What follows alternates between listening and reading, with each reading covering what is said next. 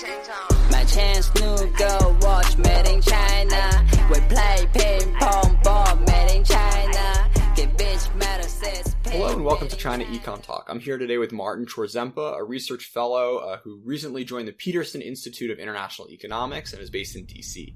He's a graduate of the Harvard Kennedy School and previously worked at the China Finance 40 Forum, a leading Beijing-based think tank. Martin, thanks so much for coming on the show. Thanks for having me. Before we jump into internet finance and the research you've done on this, I'm first curious if you could get a little bit of background into your China story.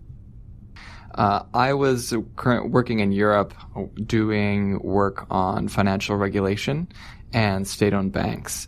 And it was pretty clear that although this was the time when it seemed like Europe was driving much of what's happening in global markets because of worries about the euro crisis, it was pretty clear that for the future of finance, which I'm most interested in, China was going to be probably the most influential player going forward. So I said, hey, I really want to go understand how this works because there's a huge barrier to entry to having a clue about what's actually happening in China, including a big linguistic barrier.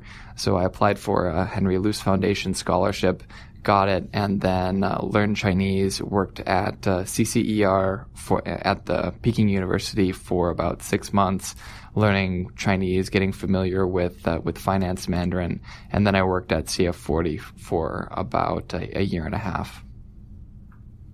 So do you have a favorite finance Mandarin word? That is a good question. I would say something like 看隐私主义, something like that, Keynesianism. Solid. So why finance in the first place? Well, I grew up in a banking family. My great-grandfather started a small community bank in Minnesota. At the time, it was a more rural area of Minnesota. So I've kind of been steeped in finance for generations. And the main reason is that I see how important it is to communities and the economy. So if anyone wants to start a business, they need finance. If you want to save up for a house, just about any important decision people make in their lives is influenced by how well the financial system is working.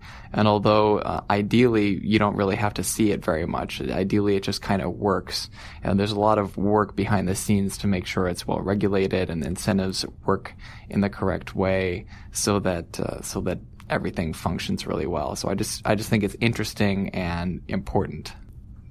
So one of the most salient features of the Chinese financial universe is that half of Chinese have no credit history, which is a big impediment for folks getting loans, starting businesses, buying houses, whatever else you want to do with capital. So could you talk a little bit about how China got to this state and fell behind on this metric of where most other developed and many other developing countries are now? Sure. Well, in a way, it's almost like it never started. So for much of the early history of the People's Republic of China, there was only one bank. It was the People's Bank of China, and that really only functioned as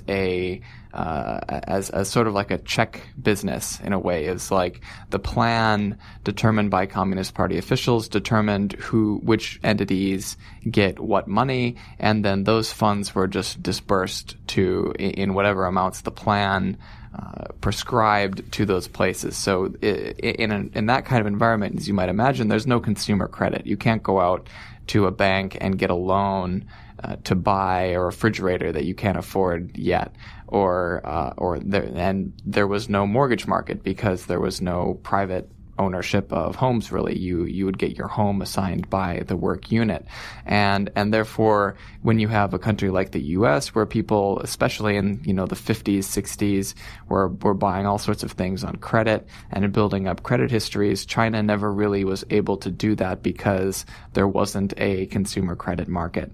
And for a long time, even when there was a little bit of a consumer credit market and a mortgage market, say in the 90s, some of the state-owned enterprise reforms led to there being a more of a private home ownership market, there really wasn't the kind of system in place that allowed sharing of data between financial institutions. So what's really important for making the market work is if I get a loan from Bank of China and I pay it back, and then I go later on and I get a better deal maybe from ICBC, that ICBC knows that I got a loan in the past and I paid it back, and therefore I'm probably a pretty good credit risk. They should give me a good priced loan. But if there's no sharing, then you have on the consumer side that problem. You don't have a way to prove to other lenders that you are a good credit risk. But also, if I defaulted on that Bank of China loan and I'm a bad credit risk and I come to ICBC, they might have no idea that I'm a bad credit risk unless they were able to get information from their rival. And these systems are very difficult to set up, and China's been working hard at it. The main system for this in China was set up around 2004. So they have had a much shorter history, much less time to build up these kind of credit scores compared to other countries. So I guess it's not really fair to compare them to countries that have had capitalist systems for a few hundred years now. But do you have any sense of how Vietnam, how other second world post-communist, well, let's leave that discussion for another time, but other post-communist countries have tackled this issue?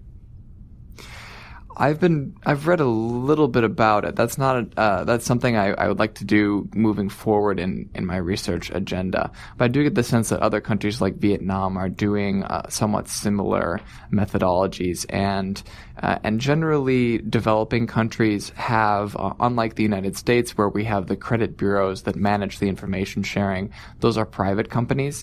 Often it's actually the central bank in these countries that runs the credit bureaus, and that's true for China as well. So in a way, the World Bank was very influential in advising China on how to start developing these systems, and they're following in a way this playbook for emerging market countries. I think other ones are broadly similar.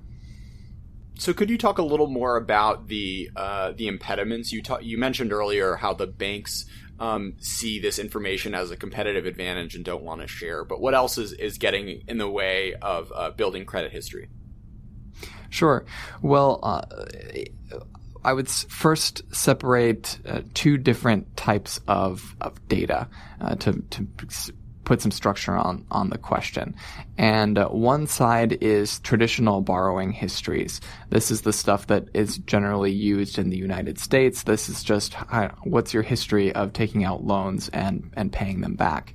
And in China, at least for regulated financial institutions, this works pretty well. If you've actually had a credit card in China already and you've been borrowing on it, then there isn't really too much of an impediment there, because the whole legal system and regulatory system and technical systems, those have all been built up. The problem is that Chinese for so many years have been using informal credit instead of formal financial institution credit. So if you've borrowed from, say, a small loan company or a peer-to-peer lender or an informal loan shark in your local area, then there's no data sharing whatsoever, partially because there's no technical system that has included many of these players together. So that's one side. That's the main reason why this financial borrowing history data isn't shared and hasn't been built up. Again, this all stems back to the fact that there hasn't been a good consumer credit market from banks for a long time in China. But then the other side is, we can say, is there a way to leapfrog and to generate credit histories and credit scores that allow you to lend more easily to people without necessarily having to wait until they've all borrowed? Because the borrowing in the first place is the hard part. If you don't have a credit history, a bank isn't going to be very excited about lending to you. But and there we can potentially use all sorts of other data about you to get a sense of how good of a credit risk you are. But all this So data. let's talk about the biggest entrant into that market, Alibaba's Sesame Credit. I just wanted to let everyone know that I clock in at a respectable 619. Not top of the line credit score, but I could be looking a lot worse. So where is Alibaba getting this number for me? And what is their vision for what this credit score can do? Sure. So Alibaba has about they say about 5 different areas of evaluation that determine your score. These are quite vague, and it's unclear what exactly they mean. There are things like your borrowing history, which you would expect, but other things like the strength of your social network. I think it's like Renyong or something like that. And but generally, the sense I get is that this is data that Alibaba has on you. So if you use Alipay, they will look at the payments that you make in and out and maybe back out a sense of what your income is likely to be. They'll look at your purchase history on Taobao, which again might help give them an idea of how much income you have. And then if you've done any borrowing from Alibaba, then that will go in there too. You can choose to share other data with them, but generally the main crux of what they're using is Alibaba data. So, a Black Mirror episode from last season called Nosedive, I don't know if you've caught this, but was basically yes. A dystopia of every single person rating every interaction they encounter, and the main character starts getting an attitude and ends up getting thrown in jail because enough people give her such low ratings that she loses her house and her whole her friends, and her whole life falls apart. There's certainly an optimistic story here of these numbers being created from alternative data and then giving Chinese people the opportunity to get better rates on loans than they would have otherwise. But what's the potential dark side of using all these different data streams and giving power to private companies like this? Yeah, so that's a really good question. There are a lot of potential downsides, mainly around privacy and potential discrimination around data. So if you think about generating a score, you said, how does Alibaba come up with this number?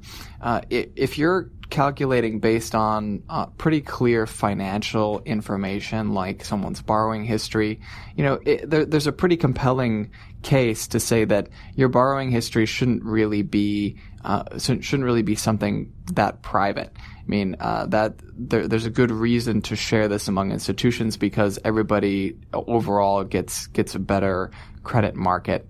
But when you start getting into things like what your shopping history is, who you're paying, and all that gets into much more personal aspects of an individual's life, and you don't necessarily want to share that with a lender. You might begin to, if you think about the incentives for credit scoring based on traditional metrics is, you establish a history that you've borrowed before and you pay everything back. It's pretty straightforward. You demonstrate that you're a dependable person. But once they start basing it on your shopping history and the people that you interact with, then you start to say, well, do I want to interact with somebody who has a bad score? I know they're a good friend and everything, but Alibaba says they have a bad score, so maybe I don't want to be splitting bills and sending them payments because I can lower my score. And you have all sorts of incentive effects that start to look a little more worrisome. And maybe if they're tracking your location and some of these other sides, then you start to worry much more about privacy, and it becomes much more subjective. Because it's unclear when, for example, they're using these machine learning algorithms that put in a ton of data and try to generate a statistical score. It's not clear why the machine made that decision. It might be that there was some correlation at some point that was capturing something else that they didn't even realize, and then that might stick in the model for a long time, and it might actually not lead to a better score. it's important to emphasize for listeners who maybe don't live in China, just the amount of times over the course of a day you would interact with Alibaba products. So Taobao, as Martin mentioned earlier, is like a giant Amazon, where you're buying more stuff than you need. They have investments in products all, in hundreds of different companies. So every time I get on an OFO, I am, feeding data into, whether or not I'm riding a bike every single day. The amount of, data these companies have is really astounding. And, as much as Americans may be scared of Facebook knowing everything they do, there's a different level of, pervasiveness that these Chinese conglomerates can really dig into, which has good and bad sides, as you mentioned. The optimistic and the pessimistic story of these credit scores is really I think a unique development in the world. Yes. And I would add as well that actually many of these companies, at least in the United States and also to some extent in China, that claim that they're using millions or thousands of data points and advanced, they use all sorts of buzzwords like machine learning, AI, big data, algorithm, all of these words, and they haven't actually had that creative results. So my sense after looking at this for a few years is that actually the holy grail, the best thing you can do is just base it on traditional borrowing data. And the advantage of all this alternative data and extra monitoring stuff is mainly, can you generate and give credit to people that don't have a regular borrowing history? And the goal should be you use this to develop a borrowing history that is traditional, like FICO in the United States. That's the main provider of credit scores. And then you don't really have to look at all this alternative stuff anymore. So it's like an interim stage to get you to where, say, we are in the United States for most people.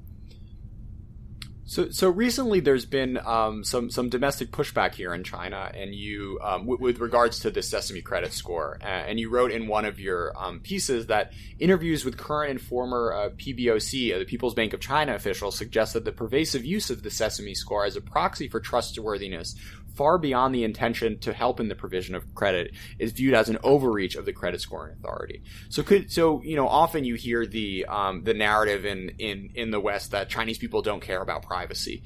But could you delve into that question a little deeper? Sure. So on the privacy side, what we're seeing is a change in China. There's more of a privacy consciousness than in the past, and part of this is just a result of accumulated, frauds and problems. So I'm sure you've experienced by now in China all sorts of fraudulent text messages and possibly also emails and phone calls trying to sell you wealth management products or something, and you wonder, how did they get my information? How did they get my phone number? And part of this is because companies are leaking like a sieve. These companies are leaking information and selling their clients' information for money so that they can profit from it, and then other companies then use that data to try and give you, say, pretend that they're your bank or something else. And Chinese people are just getting tired of this. And the way to get around that is hopefully to improve the privacy, so that you have to give less of your private information, say your contact information or anything else, to the companies you interact with, and that those companies, once you give it to them, will not share it with other ones. That's one side of the puzzle. And then the other side is with the regulatory authorities. And in this case, what we have is, the reason that Sesame Credit exists is that the central bank realized it was not going to be able to add much of this alternative data to its own credit bureau, and said, maybe Alibaba can help do some supplementing and improve financial inclusion. And they did the same thing with Tencent and Ping An and others. Alibaba's just been the most successful so far. And what has happened is that they wanted to use this to expand credit. But Alibaba has used it, Ant Financial, has used it far more than for credit. It's used to waive a deposit for, say, when you're checking into a hotel or renting a car, or even for a dating app or getting a visa to Singapore, all these other things. And the Chinese government says, who gave Alibaba the authority to say whether someone is better or worse risk for say a Singaporean visa or a car or something else? They said that these licenses are generally meant to deal with credit. Now, this does bring up an interesting point, which is, well, how pervasive credit is in the modern economy. When you might not think about it as credit when you are renting a car, but actually, in a way, they're providing you credit. They're hoping that you will return that car in the right, in a good state, that you won't crash it, that you won't steal it, that you will, if there's some sort of problem, you'll be able to pay back.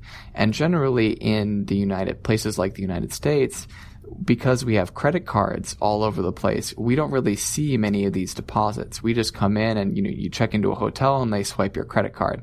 And that's there so that they don't really have to trust you. They know that if you put some charges on the room and try to run away, they can charge your credit card.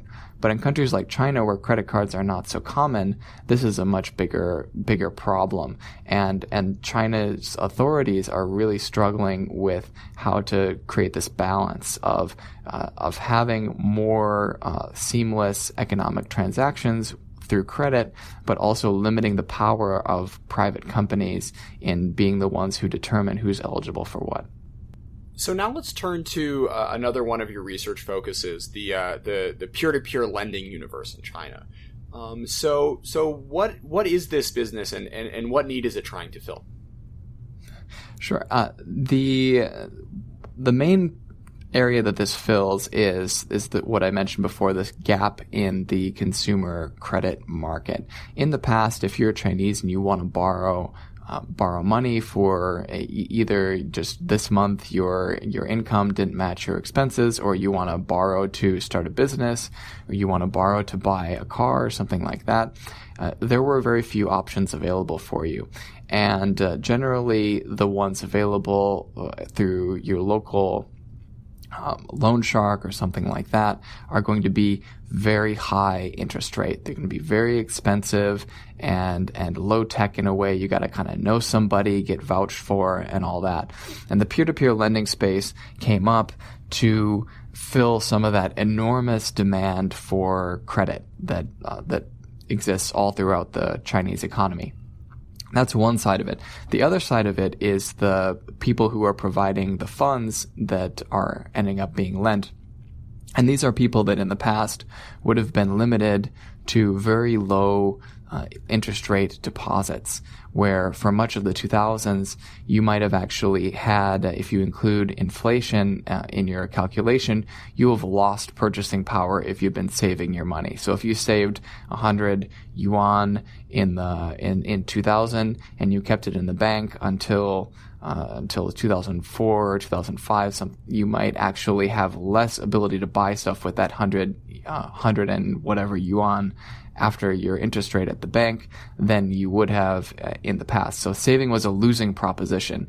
And the peer-to-peer lenders, the platforms that arranged the connection between people who are providing funds and people who are lending funds would give, at the same time as lending at lower rates than some of the existing players, they would return you a lot more money if you were one of the lenders on the P2P side than you would get at a bank with a wealth management product or something else. And so on both sides, they fulfilled this enormous demand to both find well-paying investments and credit. Could you give us a brief history of the industry up until the Yizhubao development in 2015? Sure. It began around 2006, 2007, somewhat simultaneously. It really began online in the UK, and then spread to the United States and China. In a way, peer-to-peer lending, without the internet, of course, is something that's existed in China for for millennia. We have all sorts of references to individuals lending to each other, not necessarily through banks. This is a common Chinese historical practice as well.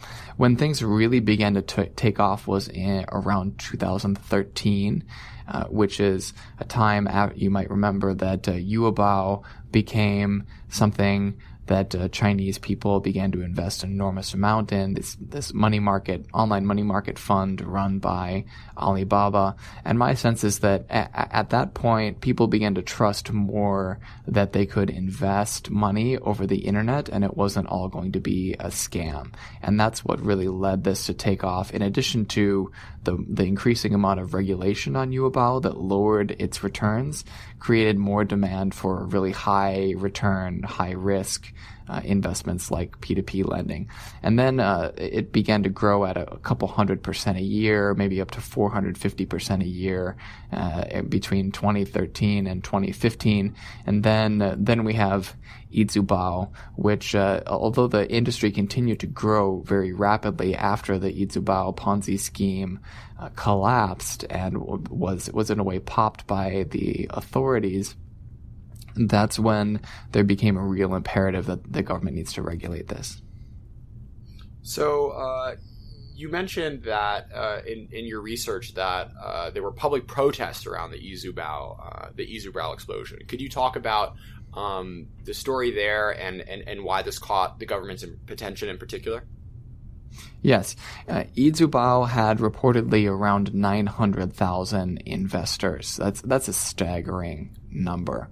And as you might imagine, if you'd invested a lot of money in something like this, and then suddenly the government says this was all a fraud, you might have two type of reactions as an average Chinese person. One is the government should have stepped in earlier, should have prevented this, should have protected me as an investor. I was defrauded, and it's the government's fault. A lot of people like to blame the government when something goes wrong. The other reaction might be, well, if the government would not have intervened at this point, then I would have been able to pull my money out and with my big returns, and I would be okay. And so either way, whether it's blaming them for not intervening earlier or for intervening when they did, you have a large population of people who are very angry at the government and blame the government for this mess.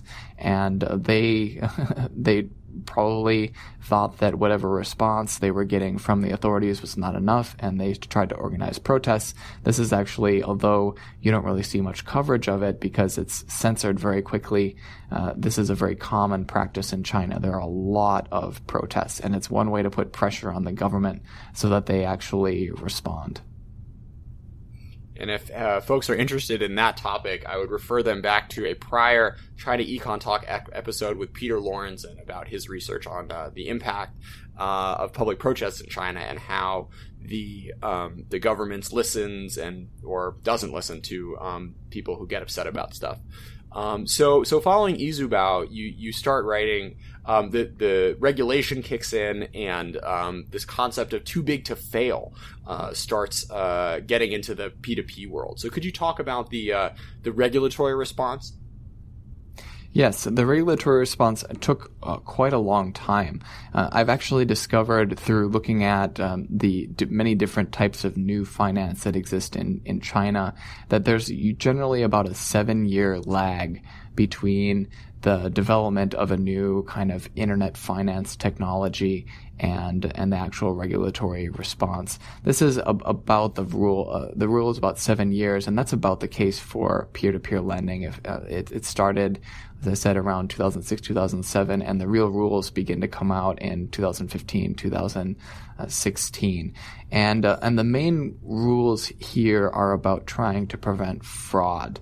Another side of it that people somewhat cynically read into it is that they don't want P2P platforms competing with the banks. So one side of the rules is you have to keep the loans really small. You're not allowed to lend enormous sums as a P2P platform to businesses or individuals. Part of that is competition with the banks, but another part of it is to say, you don't want someone like if you and I started a P2P platform and we own a company and we took all the money that we raised from other people on the P2P platform and lent it to ourselves. And had a highly concentrated risk. If we default, then the whole thing goes under. That's a quite an unstable way of setting things up. The other side was to make sure that the funds are tracked better.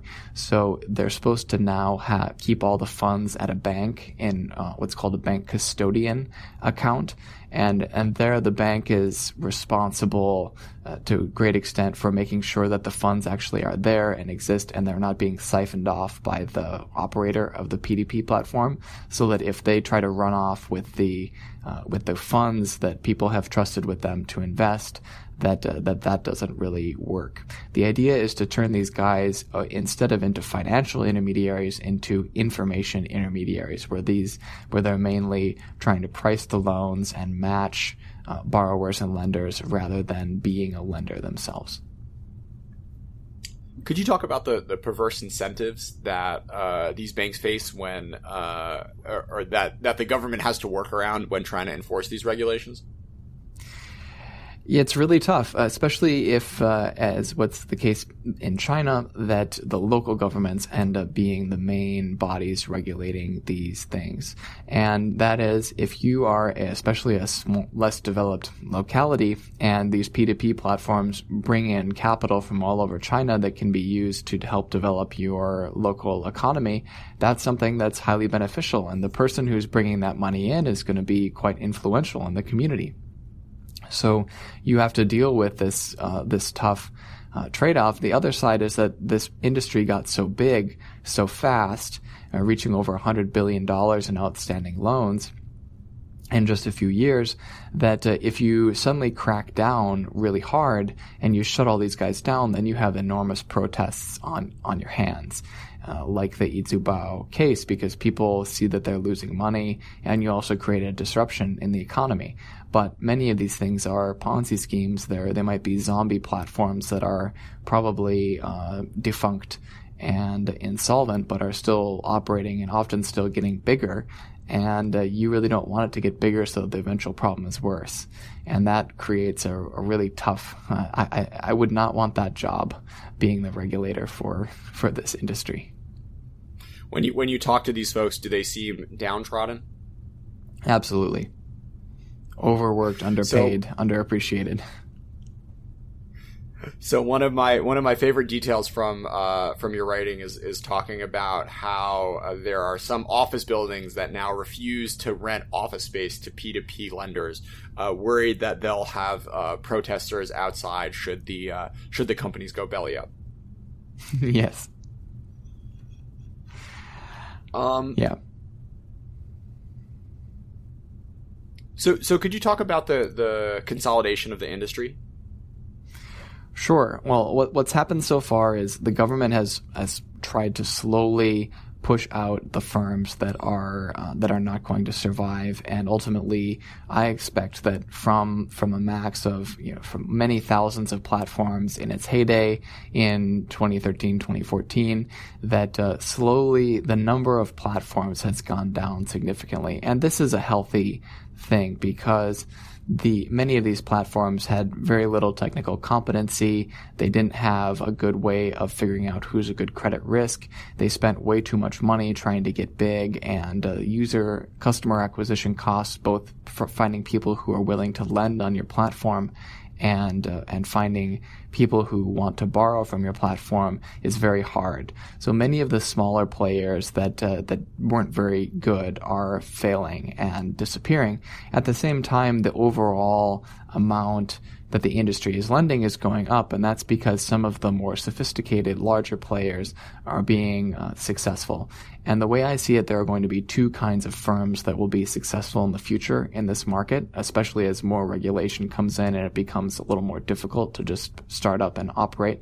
One is the very large general purpose guys, probably related to a larger group like Credit Ease and Lufax, which has kind of pivoted away from peer-to-peer lending, which is related to Ping An, a very large group, so they have more access to data on some of this. These kind of large guys will survive.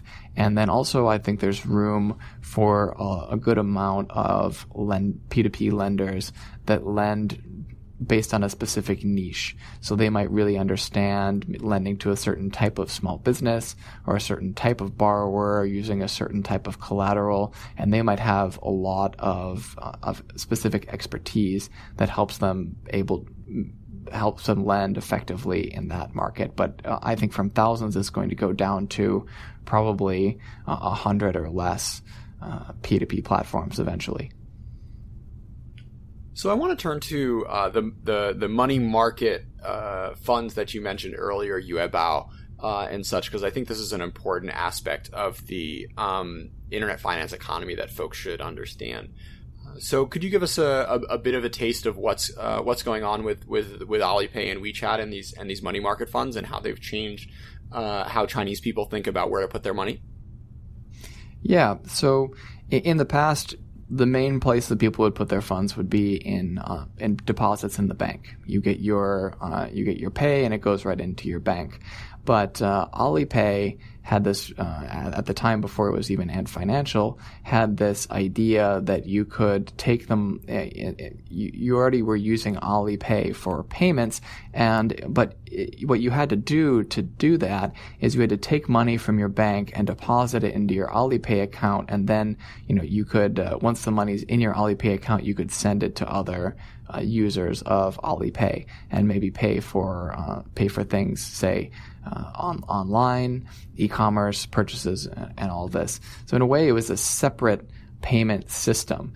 And the problem if you're Alibaba is there's no incentive for people to keep money in these accounts. When they do, Alibaba makes money because they have they get interest on the funds that people have put in their Alibaba accounts.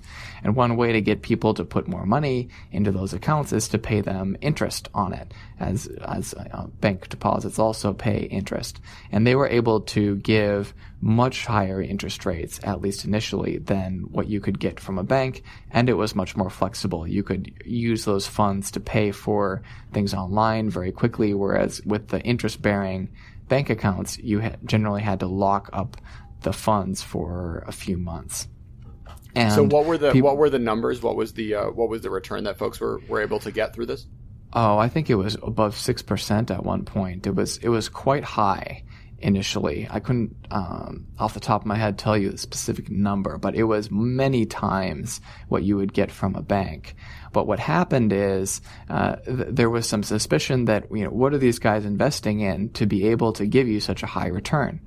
And ultimately, it was likely some pretty risky type of investments that might be more long-term investments. The risk there is that if a lot of people take their money out at the same time, then you have all these illiquid investments that are long-term, but your liabilities are short-term, and you could have a kind of bank run scenario.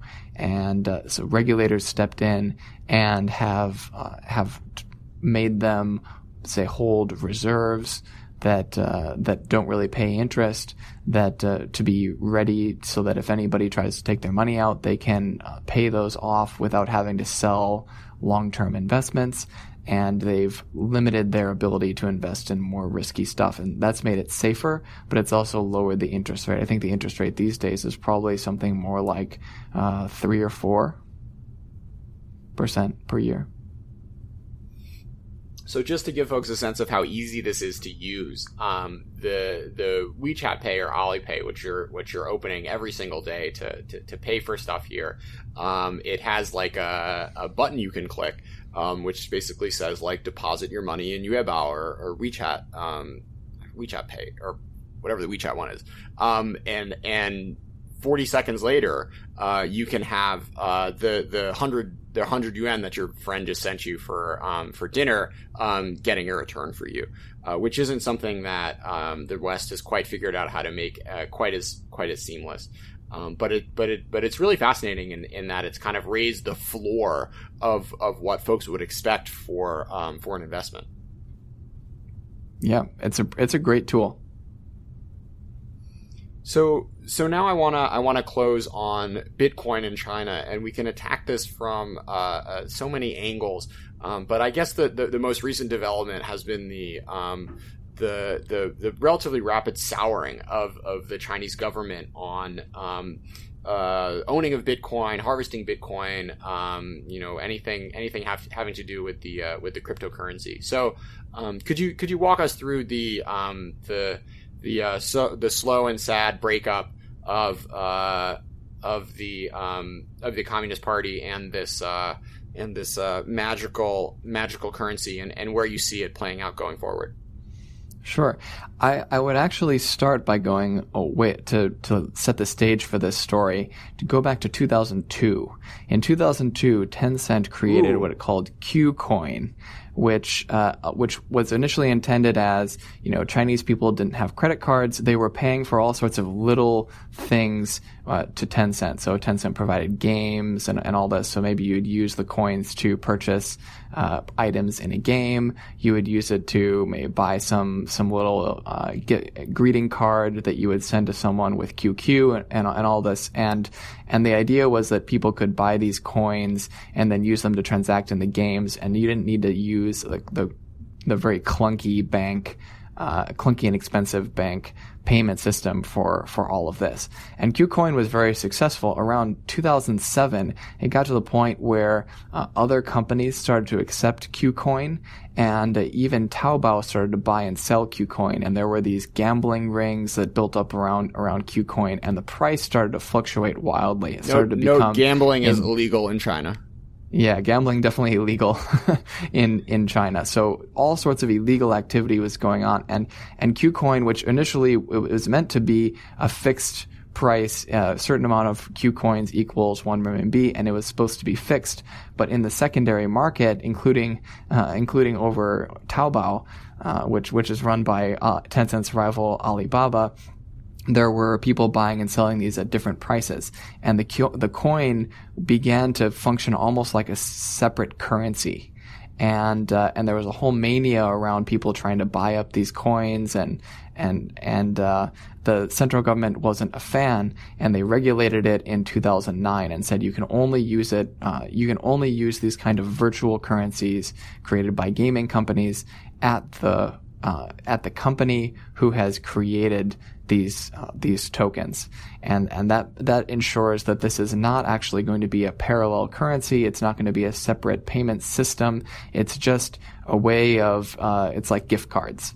Makes it much more you could say boring, because it's not actually a fluctuating parallel currency, and you see the exact same style of Chinese people's response and government response to that with Bitcoin, which is Bitcoin really begins to take off in China in 2013. Demand in China is a huge driver for the increase in the price of Bitcoin at this time, and the central government looks at that and says, we can't control this.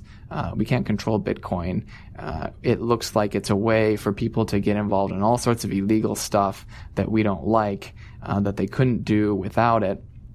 And we don't want a parallel currency operating in our country that we can't control.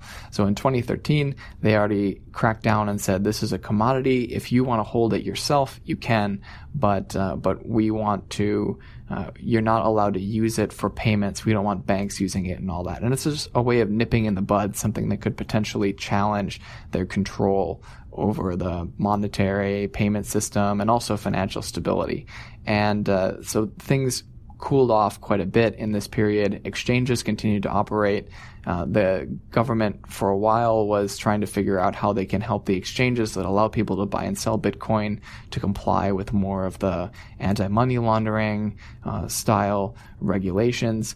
But ultimately, with the rise of the initial coin offering craze, where people created new digital currencies like Bitcoin to raise money, they looked at just how rapidly this was developing in China and how many of these were likely to be frauds, and said, this looks like peer-to-peer lending all over again. This looks like a lot of frauds, and they decided to nip it in the bud and do an all-out ban, which is harsher than any government in the world has done on the initial coin offerings. And in addition to that, without even really having clear regulations in this area, they decided to also shut down the exchanges that allowed people to buy and sell Bitcoin. So you can still hold it, but it's very hard to get your hands on it in China now. So we're talking. We've talked a little bit about the Chinese regulators sort of as a monolith. But I asked you a personal question about how these guys or guys and gals are overworked and underpaid. But could you give us a bit more of a human and a bureaucratic sense of what the main regulatory bodies are, who's staffing them, and kind of what their personal incentives are when it comes to dealing with all these sorts of internet finance issues? Yeah, that's a big question.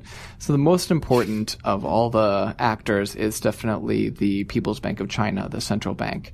And these people are generally viewed as being the most pro-reform market kind of bureaucracy within the Chinese government. They're concerned with the stability of the economy, the well-functioning payment system, and also with encouraging innovation and economic development. So at times, if you want to regulate more tightly to ensure that things are working with stability, you might lower innovation. And they've been at different times more or less encouraging of, quote, financial innovation based on how the kind of risks that they perceive versus the potential reward for the development of China's financial system. Then you have people like the banking regulator, the China Banking Regulatory Commission, or CBRC, and they're the main regulators for the more day-to-day type of supervision of the banks. But again, they are mostly creating policy in Beijing, and the people that implement that policy tend to be people in local finance offices in the cities. Those guys do the most of the dirty work of actually inspecting these companies and making sure they're complying with the rules that are laid down in more broad strokes from people in Beijing. Well, I did throw a big one at you for your last question, but I think you handled it wonderfully. A final question on a bit of a happier note. So say you were to quit your policy analysis job today and wanted to join an internet finance company in China. Which one do you think is doing the most interesting stuff, and where do you think you could have the most fun in? I think there are a lot of good options, but I would probably go with the leader, Alibaba, because they just have so much data, so much expertise, and although sometimes they get a bad rap, I think that they're doing really interesting work that is improving China's financial development and financial inclusion, and that would probably be a really fun learning experience. Great, and with that, I think we'll call it an episode. Thanks so much, Martin. This was fantastic. Hope to have you on soon. Yeah, thank you for having me.2009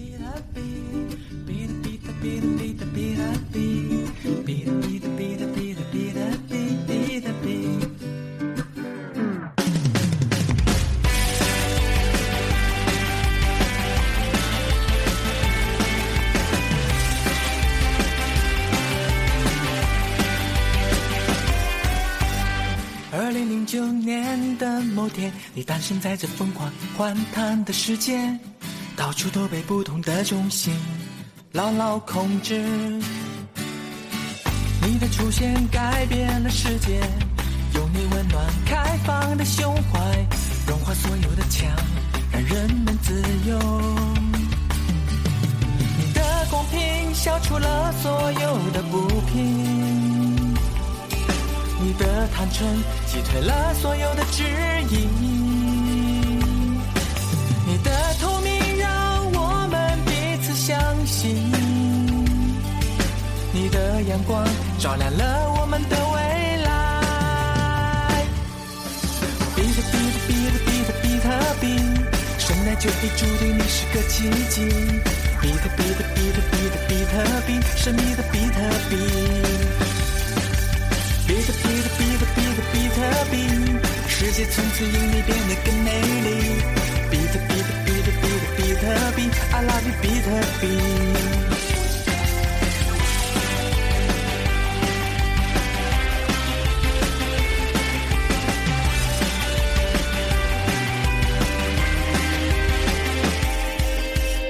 人们从此张开了笑颜，每份努力都有平等回报。人们只要简简单单的做他自己，不用再去拐弯抹角，不用再去唠唠叨叨，一切自由自在，自自然然。你的公平消除了所有的不平，你的坦诚击退了所有的质疑，你的透明让我们彼此相信，相信原来我们都是比特币。比特币的币的币的比特币，生来就已注定你是个奇迹。